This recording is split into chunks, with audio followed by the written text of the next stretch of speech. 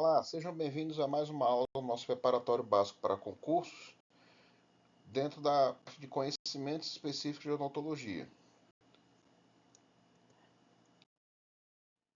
Nessa nossa aula, iremos conversar sobre farmacologia dos vasoconstritores dentro da disciplina anestesiologia.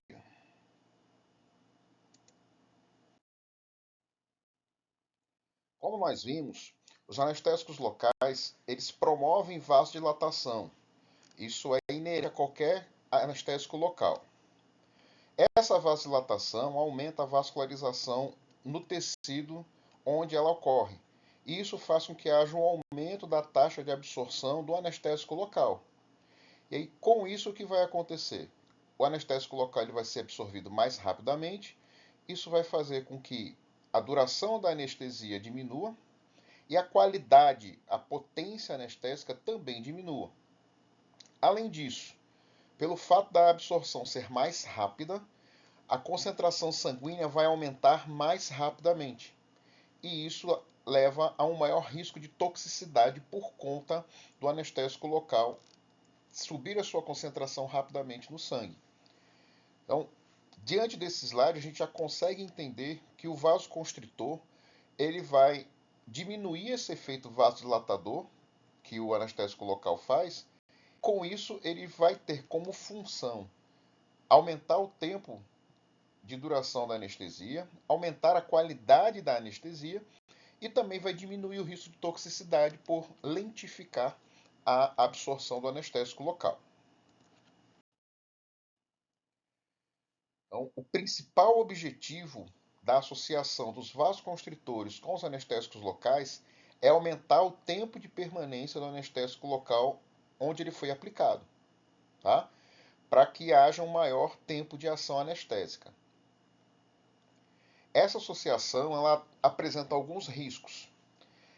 O primeiro deles é que pode ocorrer necrose no local de aplicação por isquemia do tecido anestesiado. Ao fazer a vasoconstricção, você diminui a perfusão sanguínea daquele local e aí existe o risco de necrose.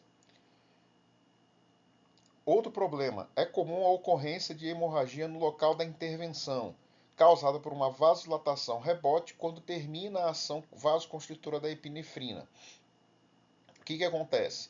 Com essa vasoconstricção ocorrendo no tecido, a partir do momento que a epinefrina ou adrenalina ela perca a sua ação, né, ela vai sendo absorvida e vai diminuindo a sua ação vasoconstritora, os vasos no local fazem uma vasodilatação em resposta a essa vasoconstricção que estava acontecendo. Por isso que é uma vasodilatação rebote. É em resposta a essa vasoconstricção. E é uma vasodilatação muito intensa. Aquele tecido ficou isquemiado por um determinado período. O corpo entende que tem que levar muito sangue o mais rápido possível para aquele local para tentar reperfundir aquele tecido. Então, por isso que existe esse risco de hemorragia. Alguns profissionais, eles embebem adrenalina, por exemplo, e colocam no local onde está havendo sangramento para parar o sangramento, por conta da vasoconstricção da adrenalina. Só que aí, quando termina esse efeito, existe esse risco de vasodilatação de rebote. E o risco, então, de hemorragia no pós-operatório tardio ou imediato. Tá? Então, esse é um segundo risco importante que a gente tem que saber. O terceiro, é totalmente desaconselhável utilizar vasoconstritores em cirurgias onde existe circulação terminal, por conta da isquemia do tecido. Então, locais onde há circulação terminal, lóbulo de orelha, ápice de nariz, ápice de língua, extremidade dos dedos, né? Essas regiões de circulação terminal, a gente não pode utilizar um anestésico com vasoconstritor por conta do risco de necrosar o tecido.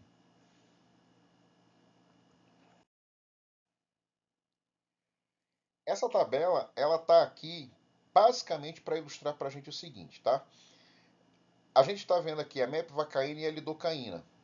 Quando a gente faz uma dose de 500 miligramas de mepivacaína sem vasoconstritor, o pico máximo de concentração sérica da mepivacaína é de 4,7 microgramas por ml, enquanto que com o vasoconstritor ela cai para 3.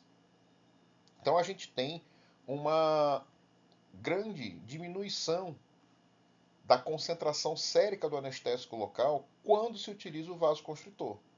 E aí isso faz com que haja um menor risco de toxicidade pelo anestésico local.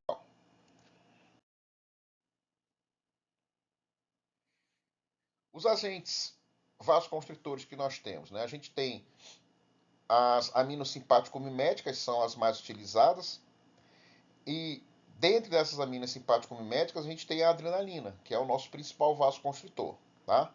Além dela, a gente tem a noradrenalina, que não é mais utilizada, a gente vai falar sobre isso mais adiante. A levonorfrina, que é a corbadrina, o isoproterenol, dopamina, metoxamina e a fenilefrina. De ação indireta, a tiramina, a anfetamina, a metanfetamina e a hidroxianfetamina. E de ação mista, o metaraminol e a efedrina.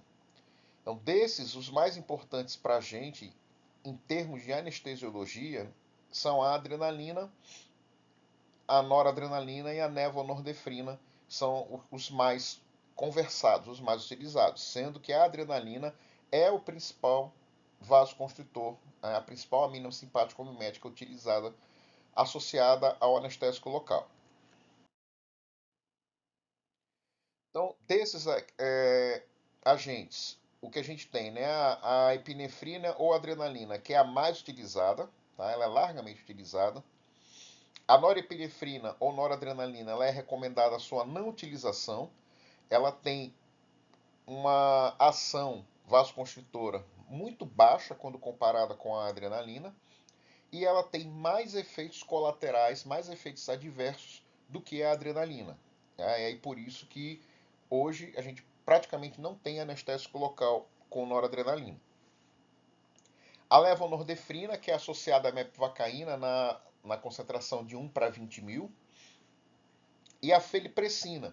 A felipressina não é uma amina simpático-mimética. Ela é um análogo derivado do hormônio vasopressina. E ela é associada à prilocaína. A gente encontra a felipressina na concentração de 0,03 unidades internacionais. Qual é a grande vantagem da felipressina? Ela é o vasoconstritor a ser indicado a sua utilização quando há contraindicação absoluta à adrenalina e a gente precise de um vasoconstritor, como por exemplo num procedimento cirúrgico.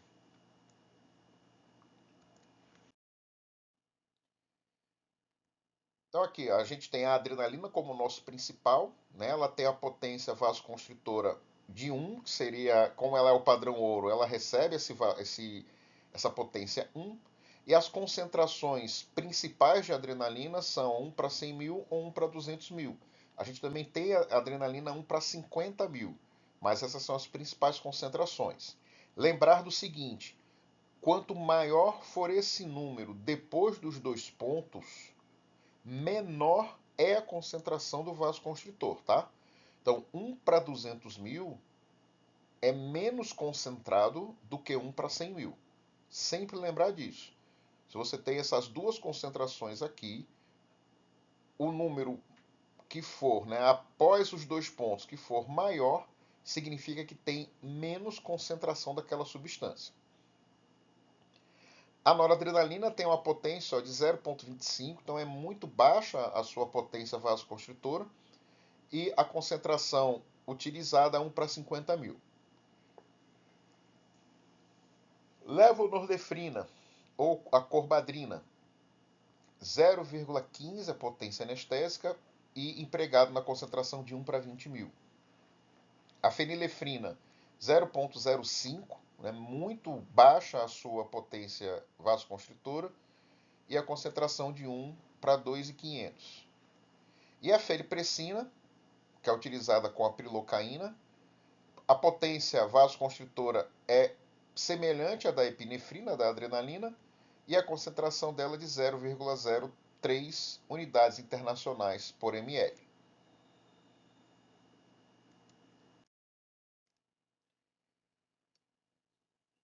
Aqui a gente tem as principais diluições de adrenalina e os anestésicos aos quais ela se associa nessas concentrações.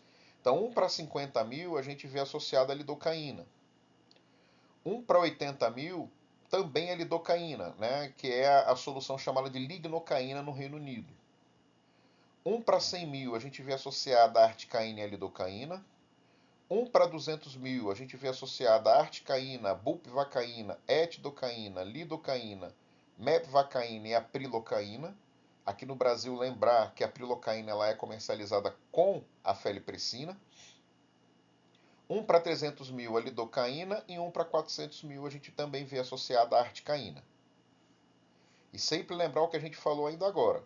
Quanto maior é o número depois dos 2 pontos, menor é a concentração do vasoconstritor.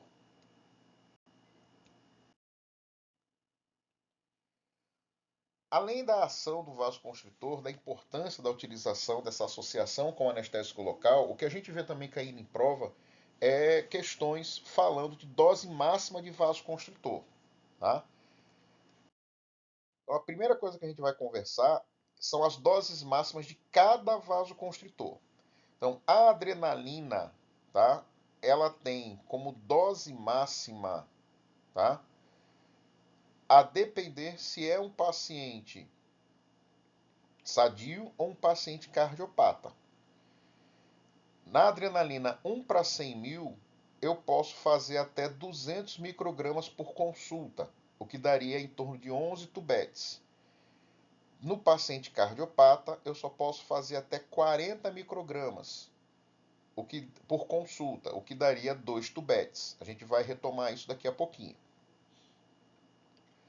Se for adrenalina 1 para 200 mil, aí a quantidade de tubetes vai depender do anestésico local. Por quê? Se for depender só da adrenalina, eu poderia fazer até 22 tubetes no paciente. Mas os anestésicos locais, nenhum deles chega a essa quantidade máxima que você possa fazer numa consulta. É bem menor do que isso. Então, por isso que aqui está falando que depende do anestésico local.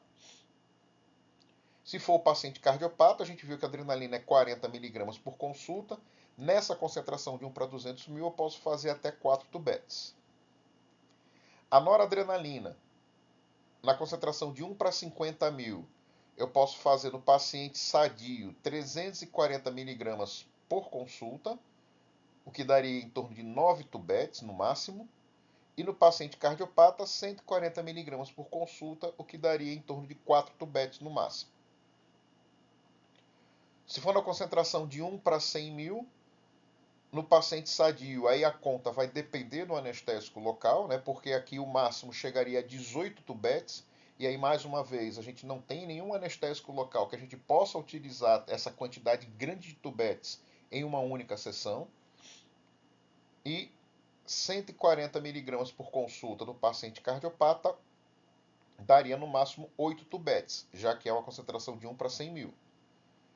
A levonorefrina, a 1 para 20 mil, a gente pode fazer 1 miligrama no máximo para o paciente sadio e 1 miligrama no máximo para o paciente cardiopata. Então, tanto faz se é paciente sadio ou cardiopata, o que daria aí um máximo de 11 tubetes.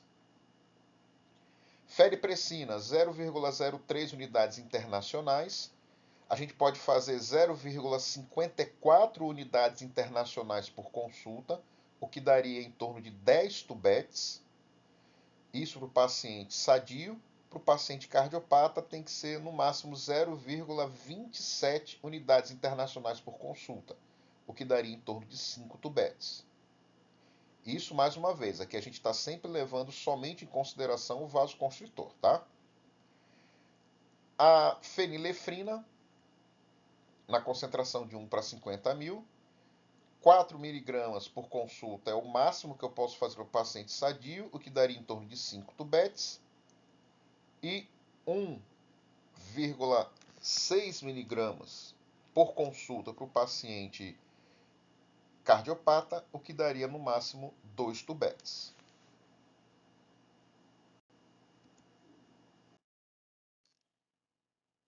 O que é clássico cair em prova, tá? Além dessas doses máximas de cada vasoconstritor, o que a gente vê também classicamente caindo é a quantidade de adrenalina que cada paciente pode receber por sessão. Isso é bastante clássico cair em prova. O paciente sadio ele pode receber até 0,2 miligramas de adrenalina por sessão ou 200 microgramas por sessão, o que a gente viu no slide anterior.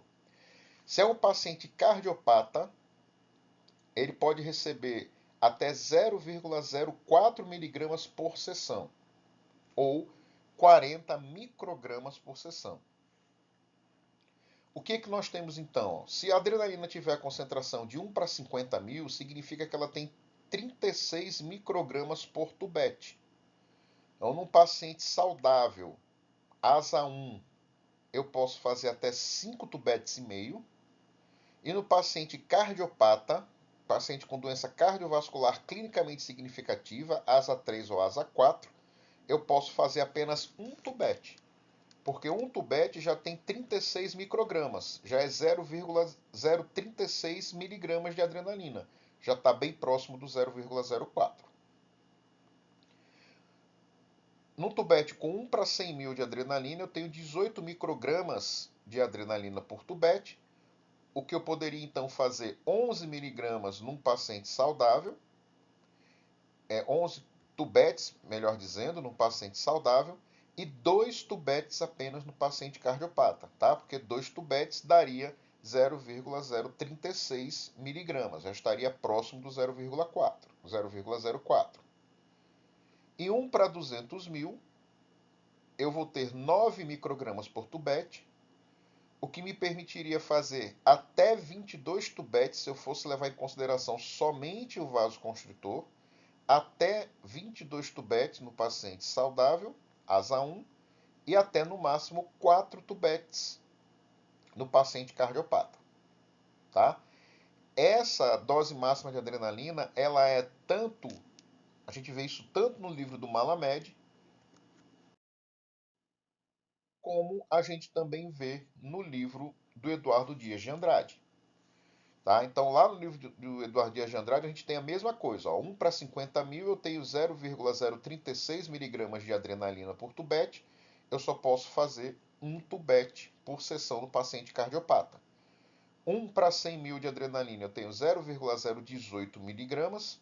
Eu posso fazer até 2 tubetes no paciente cardiopata. E 1 para 200 mil, 0,009 miligramas de adrenalina por tubete. Eu posso fazer até 4 tubetes com essa adrenalina 1 para 200 mil no paciente cardiopata.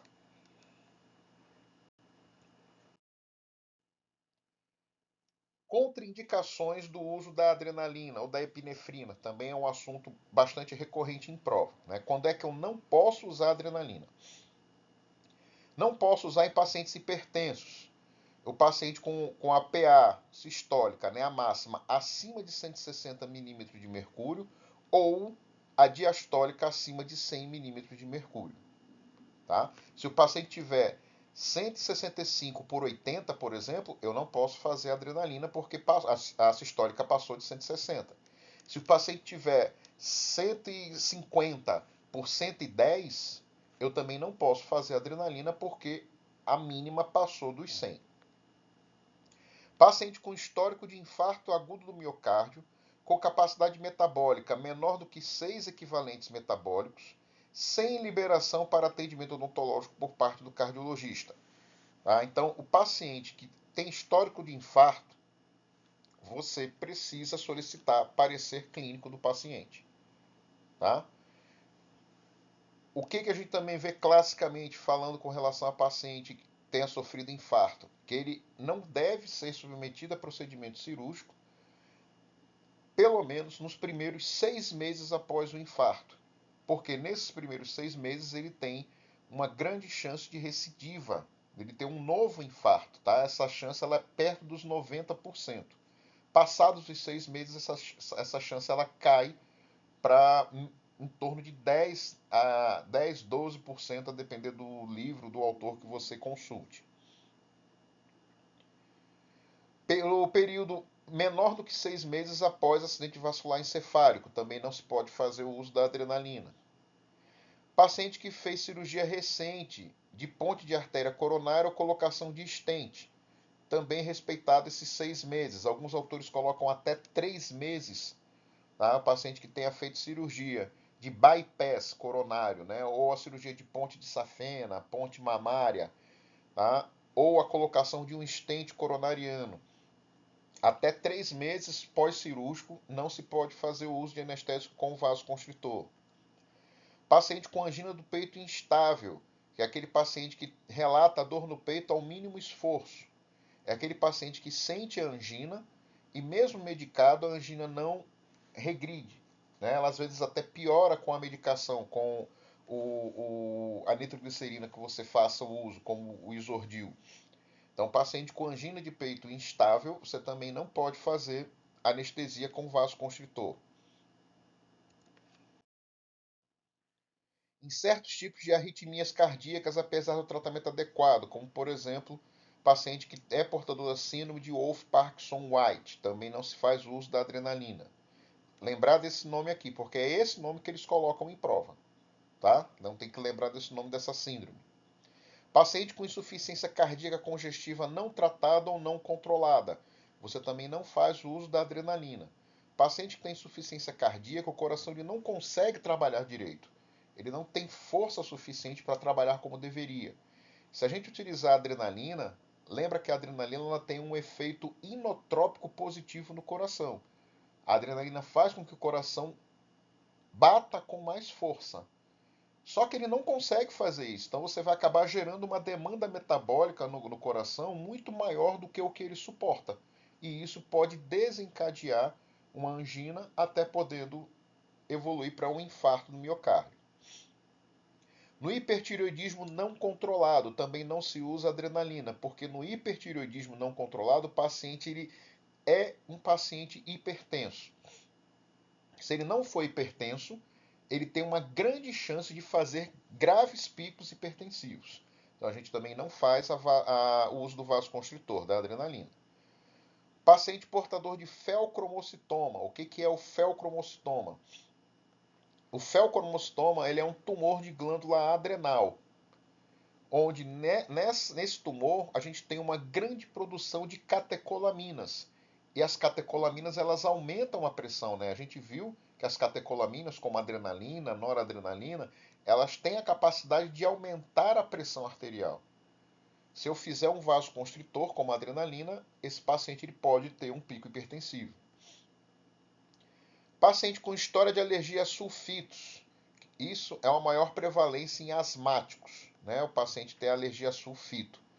Não posso fazer o vasoconstritor porque nós vimos na aula de anestésicos locais que as soluções anestésicas com vasoconstritor têm o sulfito, né, o bisulfito como sendo o agente conservante da solução. Então, se o paciente é alérgico a sulfito, eu não posso utilizar uma solução anestésica com vasoconstritor. Eduardo, como é que eu sei que o paciente é alérgico a sulfito? Ou no enunciado vai vir dizendo que ele tem alergia a enxofre, a sulfa, ou a sulfito mesmo, a própria palavra sulfito aparecendo no enunciado, ou pode vir para a gente da seguinte forma, dizendo que o paciente é alérgico a certos tipos de queijo e bebidas fermentadas. Se vier no enunciado dizendo que ele é alérgico a certos tipos de queijos e bebidas fermentadas, ele é alérgico a sulfito. Tá? A gente precisa gravar isso. Isso já apareceu em prova. Vi no enunciado dizendo que o paciente é alérgico a certos tipos de queijo e a bebidas fermentadas. Se isso aparecer em prova, ele é um paciente alérgico a sulfito. Em pacientes que fazem uso contínuo de derivados das anfetaminas, como fenproporex ou anfepramona, empregados nas fórmulas naturais de regimes de emagrecimento, atualmente proscritos pela Anvisa, mas adquiridos por pacientes como produtos de importação ilegal. Ou seja, paciente que estiver fazendo uso de anfetamina, a gente não utiliza o vasoconstritor, tá? Porque a anfetamina, a gente viu que ela é uma amina simpático-mimética de ação indireta. Ela tem a capacidade, né, as anfetaminas têm a capacidade de promover efeitos cronotrópicos e inotrópicos no coração e também efeitos de vasoconstrição. Isso leva a um aumento da pressão arterial. Pacientes usuários de drogas ilícitas, como cocaína, crack, oxi, metanfetaminas ou êxtase. Então, o paciente que fizer uso, né, desse tipo de drogas, né, das drogas ilícitas, dos entorpecentes, a gente também deve evitar o uso do vasoconstritor para que não haja o risco do aumento da pressão arterial dele. E assim a gente finaliza a nossa conversa sobre a matéria de anestésicos locais, o emprego dos vasoconstritores dentro da disciplina de anestesiologia.